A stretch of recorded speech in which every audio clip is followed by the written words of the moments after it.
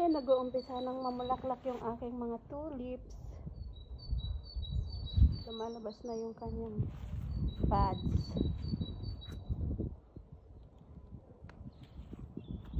Dati yung aking rose. Ayun ang aking mga tulips, oh. Mga bulaklak na.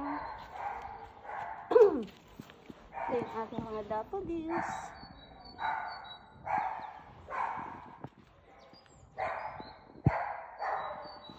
At saka ayun. Ayan. Kapag may tanim, maganda. May nagpapaganda sa paligid.